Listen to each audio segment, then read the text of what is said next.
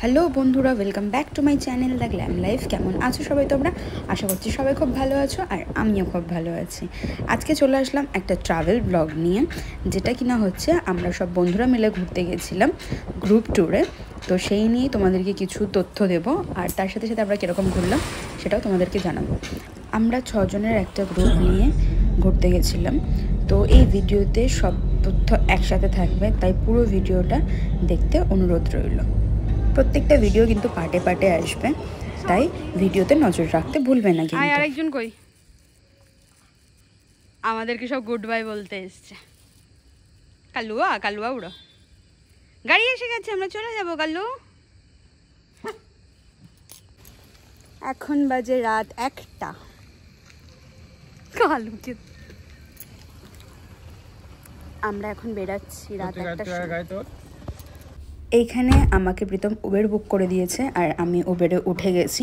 প্রীতম যাবে হচ্ছে আমার সাথে সাথে, মানে গাড়ির পেছনে বাইক নিয়ে যাবে, কারণ হচ্ছে পরের দিন সকালবেলা ওর দোকান করে তারপর আমাদের সাথে বেরাবে। তো সেই কারণে প্রীতম বাইক নিয়ে পেছন দিকে আসছে। রিয়াকে ফোন করলাম, সিদ্ধার্থ এখনো এসে পৌঁছায়নি বাড়িতে। রিয়া লাগেজ গুছিয়ে নিজে ঘুরতে যাওয়ার জন্য কিন্তু খুবই এক্সাইটেড, আর তার সাথে একটু ভয় ভয় লাগছে, কারণ বাড়ি থেকে সবাই বলছিল এই টাইমে ঘুরতে যেতে না। তো সেই কারণে তো যাই হোক না কেন, যখন গন্তব্যস্থলে বেরিয়ে গেছি আর পেছন দিকে তাকিয়ে লাভ নেই। এখন আমরা হচ্ছে পাটুলির সামনে। এই জায়গাটায় এত ভিড় থাকে সব সময়, আর আমরা যেহেতু অনেকটা রাত করে বেরিয়েছি, দেখো ফাঁকা পুরো। আর অন্য সময় কিন্তু প্রচণ্ড ভিড় থাকে। ভালো লাগে রাতের বেলা এরকম কলকাতা শহর দেখতে। তোমরা এখন হয়তো ভাবছো এত রাতে কোথায় যাচ্ছি। এত রাতে যাচ্ছি হচ্ছে বিশালের হোটেলে, কারণ সবাই মিলে আমরা ঠিক করেছি ওখানে সবাই রাতের বেলা থাকবো, আর ভোরবেলা ওখান থেকে একটা উবের এক্সেল বুক করে তারপর সবাই মিলে আমরা হাওড়া স্টেশনে যাব বন্দে ভারতের ট্রেনটা ধরবো বলে। তো সেই প্ল্যানিং করা হয়েছে, এবার দেখা যাক কতটা কি সাকসেস হয়। তোমরা পুরো ট্রিপটাতে আমাকে নো মেকআপ লুকে দেখবে, এরকম পাগলের মতনই থাকতে দেখবে। কেন, রিজনটা পরে বলবো। আর এখন তো যেহেতু রাতের বেলা যাচ্ছি, আর সাজগোজ কোথায় করবো, গিয়ে তো একটু ঘুমাবো। চলে এসেছি বিশালের হোটেলের সামনে। এই উবের থেকে আমি নামলাম, প্রথমে এখানে টাকা পেমেন্ট করছে, তারপরে লাগেজ নিয়ে এগাবে ভেতরের দিকে। থেকে এখন নেমে গেছি, এখন যাচ্ছি হচ্ছে বিশালের হোটেলে।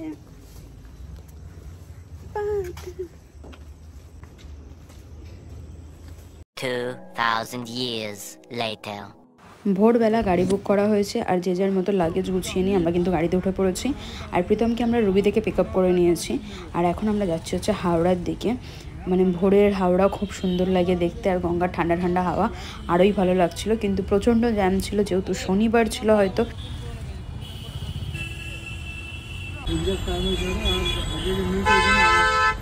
আজকে যেহেতু আমাদের বন্দে ভারত 5:55 ছিল ভোরবেলা, সবাই এখানে দেখছি বন্দে ভারত ধরার জন্য দৌড়াদৌড়ি করছে, আর কুলিগুলোর জন্য আরও বেশি গুলিয়ে যাচ্ছে সব কিছু সবার।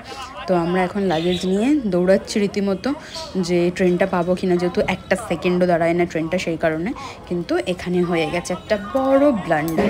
আমরা এখন চলে এসেছি, প্রীতম ব্যাগ ভুলে গেছে, ব্যাগ আনতে গেছে। আলটিমেট আমরা বন্দে ভারত ট্রেনে উঠে গেছি, তো রিল্যাক্সে সবাই বসে গেছি। এবার তোমাদেরকে ঘটনাটা বলি যে কী হয়েছিল। আসলে ব্যাপারটা হলো, আমরা যখন উবের থেকে নামি স্টেশনে, তো তখন কুলিরা এসে না ব্যাগ টানাটানি করছিল যে স্টেশন পর্যন্ত পৌঁছে দেবে বলে। তো আমরা বললাম যে না, আমাদের দরকার নেই, আমরা আমাদের লাগেজ নিয়ে যাব। তো সেই মুহূর্তে মানে আমার আর প্রীতমের একটা লাগেজ ওখানে আমরা ভুলে যাই, যার মধ্যে আমরা সব ঘুরতে যাওয়ার সাজগোজ, তারপরে হচ্ছে নতুন জুতোপত্র সব কিছু ওতে ছিল। শুধু জামা কাপড়ের ব্যাগ ট্রলিটা আমার কাছে ছিল, আর ব্যাগটা আমরা ছেড়ে ওখানে চলে এসেছিলাম। আর যখনই পেছন ঘুরে আমরা দেখেছি, তখন গাড়িটা কিন্তু চলে গেছিলো। তো তার জন্য আর কিছু করার নেই, প্রীতম আর দাঁড়ায়নি, গাড়িতে উঠে গেছে। আমার মনটা খারাপ হয়ে গেছিলো, প্রীতমের মনটাও খারাপ হয়ে গেছিলো, বাট কিছু করার নেই। তারপর আমরা ড্রাইভার দাদাকে ফোন করার পর জানতে পারলাম যে ড্রাইভার দাদার গাড়িতেই আছে, আর কি করব। তো আমরা সেই মতনই মনটাকে ঠিক করে আনলাম, ঠিক আছে চলো এনজিবি থেকে জুতোপত্র কিনে নেবো। তারপরে বসে বসে আমার পা ফুলে গেছিলো, দেখতেই পেলে প্রীতম আমার পাটা মাসাজ করে দিচ্ছিলো। আর আমরা কোনো খাবার দাবারও কিনতে পারিনি এত তাড়াহুড়োর মধ্যে। আমি কিছু খাবার এনেছিলাম, আমরা সবাই শুকনো খাবার, সেগুলোই আমরা খেয়েছি। আর ট্রেনটা তো তোমরা দেখতেই পাচ্ছ ভেতরটা কীরকম। আমার বেশ দরজার সিস্টেমটা খুব ভালো লেগেছে, টাচ করলেই খুলে যায়। এখানে রিয়া ঘুমাচ্ছে, সিদ্ধার্থ ঘুমাচ্ছে, আর বাইরে পুরো কুয়াশা। ট্রেনটা মনে হচ্ছে কত স্লো চলছে, বাট না, স্পিডেই চলছিল। আর এখানে দেখো কত ভালো লাগছে চারিদিকটা দেখতে। মালদা আসতে আমরা মালদাতে নেমে গেছিলাম, সবাই নামেনি, আমরা কয়েকজনই নেমেছিলাম। নেবে একটু হাঁটাচলা করছিলাম আর কিছু জিনিসপত্র কেনার ছিল, এখান থেকে সবার জন্য টিফিন নেওয়া হলো। দেন তারপরে আমরা আবার ট্রেনে উঠে গেছি। বাট এটা কিন্তু আমাদের ফার্স্ট টাইম ছিল, আমাদের বলতে আমার, প্রীতম, রিয়া, সিদ্ধার্থ, বিশালের হয়তো না, বাট আমাদের ফার্স্ট টাইম ছিল। বন্দে ভারত ট্রেন জার্নিটা বেশ ভালোই লাগছিল আমাদের, আর বোর ফিল হচ্ছিল না যেহেতু সব বন্ধুরা একসাথে ছিলাম। এখানে তো প্রীতম গেম খেলতে ব্যস্ত, রিয়া সেই ঘুমিয়েই যাচ্ছে। আর বোর ফিল হচ্ছিল আমার, বিকজ আমি গেম খেলি না ফোনে একদমই।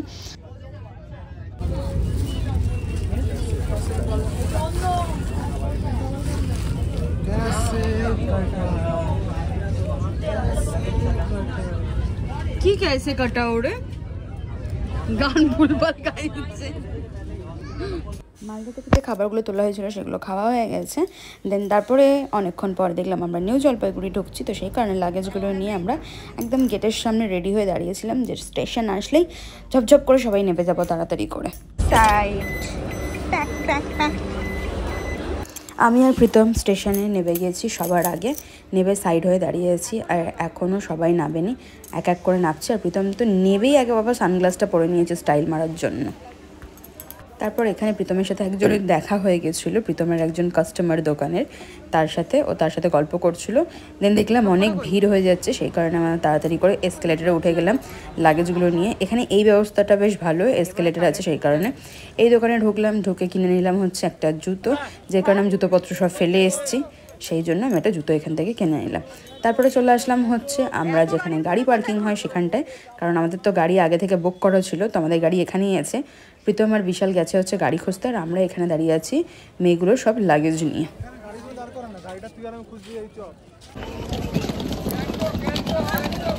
আমাদের গাড়ি এখন চলে এসেছে, আমরা এখন গাড়িতে যাচ্ছি সবাই মিলে, অনেক লাগেজ।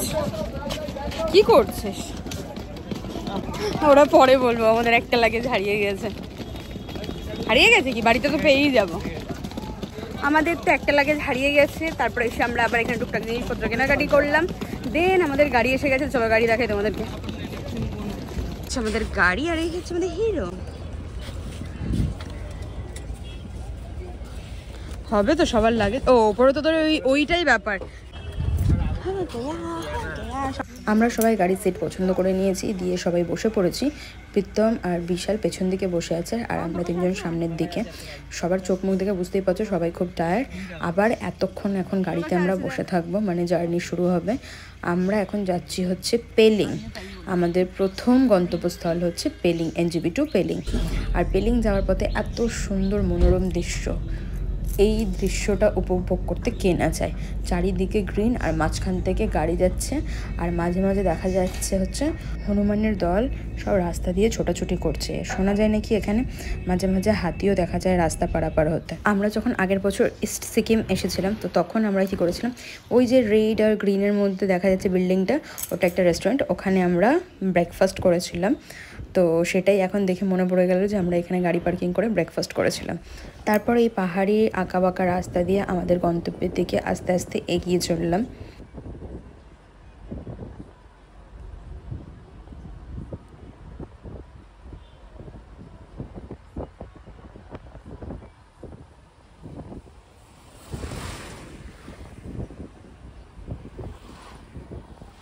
রাস্তা দিয়ে যাওয়ার সময় দেখলাম পাশে একটা মন্দির আছে, চারিদিকে ফুল মালা সব সাজানো, খুব সুন্দর লাগছিল দেখতে। আর এই সাইডে যখন দেখছি তখন দেখছেন জল পুরো শুকিয়ে গেছে, মানে নিচে যে পাহাড়ি যে নদীগুলো আছে, আগে দেখতে পেতাম গ্রিন জল, আর এখানে জলগুলো এখন শুকিয়ে গেছে।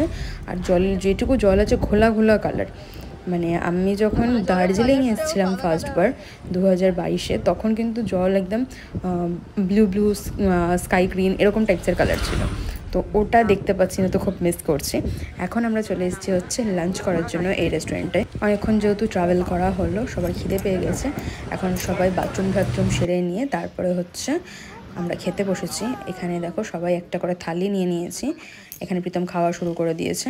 রাস্তার মধ্যে হঠাৎই রিয়ার নিঃশ্বাস নিতে প্রবলেম হচ্ছিল, তো তখন রিয়াকে সবাই মিলে একটু হাত ঘষে দিচ্ছিল। তারপরে আস্তে আস্তে যেতে যেতে সন্ধে হয়ে যায়, আর এখানে রাস্তাটা অনেকটাই খারাপ, পুরো খড়খড় করছে রাস্তাটা, আর অন্ধকার, শুধু গাড়ির আলোতে দেখো বোঝা যাচ্ছে, মানে কিরকম ডেঞ্জার লাগছে, মনে হচ্ছে কোনো হন্টেড প্লেস। এই খড়খড়ের রাস্তাটা দিয়ে যেতে যেতে তারপরে দেখি কি একটা টানেল শুরু হলো, যেই টানেলটা পুরোটাই অন্ধকার, সামনে কিছু দেখা যাচ্ছে না। হ্যালো গাইস, হ্যালো গাইস, সামনে এখন কিছু দেখা যাচ্ছে না।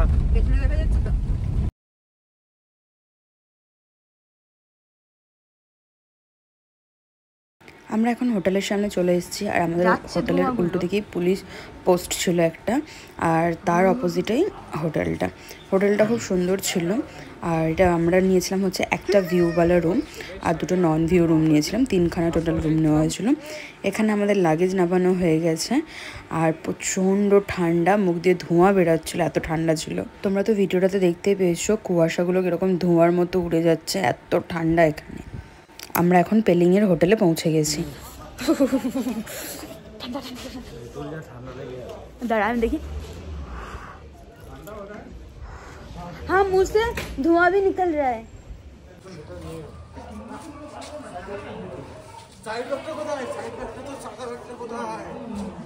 আমি ওই তো ডিগির পেছনে ছিল তো।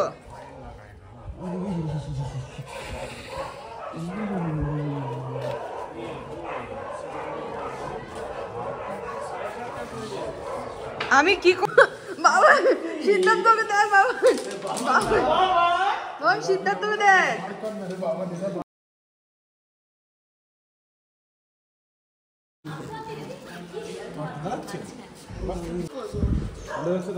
কি চাই তোর?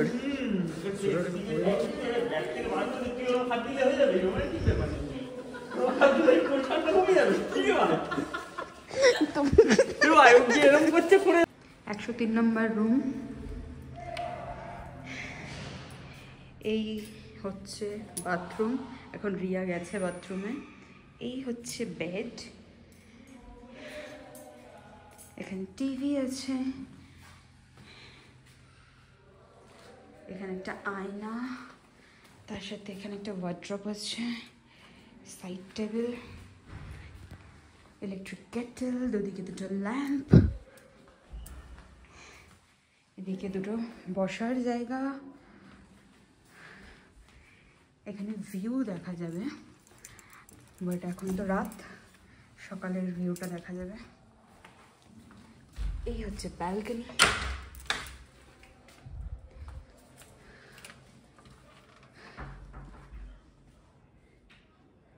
চলে সকালে দেখা যাবে কি ভিউ।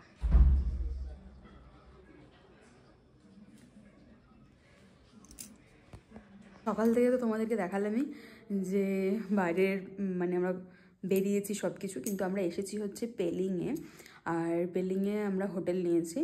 তো এখন আমরা পেলিংয়ের হোটেলে ঢুকেছি, এখন বাজে হচ্ছে 8টা, রীতিমতো মুখ দিয়ে ধোঁয়া বেরাচ্ছে, আমি জানি না বুঝতে পারছো কি তোমরা।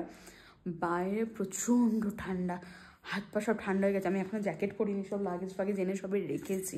আর প্রীতমরা নিচে গেছি, কিছু কাজ আছে সেগুলো করার জন্য, আর বাদবাকি সবাই সবার রুমে আছে। একটু পরে সবাই এক জায়গায় হব, খাওয়া দাওয়া হবে, আবার কালকে সকালবেলা যেহেতু ঘুরতে যাওয়ার আছে। আমরা তো আজকে বন্দে ভারতে এসেছি, আর আমরা ট্রেনে উঠবো হচ্ছে 26 তারিখ, 27 তারিখ নামবো। তো কী হচ্ছে এই কদিন পর তোমাদেরকে দেখাবো, তো তোমরা দেখতে থাকো। আমি ফ্রেশ হয়ে নিয়েছি, হোটেলের বাইরেটাই চলে এসেছি, প্রচণ্ড ঠান্ডা তোমাদেরকে তো আগে বললাম। আর প্রীতম ওরা বেরিয়েছে, এখন ওরা ফেরেনি, তাই আমি বাইরেটা একটু দাঁড়িয়ে আছি। বাইরে প্রচুর কুয়াশা, পুরো সাদা হয়ে আছে। আর আমরা এদিকে খাবার অর্ডার করে দিয়েছি, খাবারও চলে এসছে। তো খাবার দাবার খেয়ে নেবো, নিয়ে তাড়াতাড়ি শুয়ে পড়বো, যেহেতু কালকে সকালবেলা উঠে আমাদেরকে ঘুরতে যেতে হবে। তো আজকের মতো ভিডিও এখানেই শেষ, দেখা হবে নেক্সট ভিডিওতে। তো তার জন্য সবাইকে টাটা, বাই বাই। ভিডিওটা যদি ভালো লেগে থাকে like, comment, share and subscribe করে দিও। আর নেক্সট পার্টের জন্য তোমরা ওয়েট করো, খুব তাড়াতাড়ি আসতে চলেছে।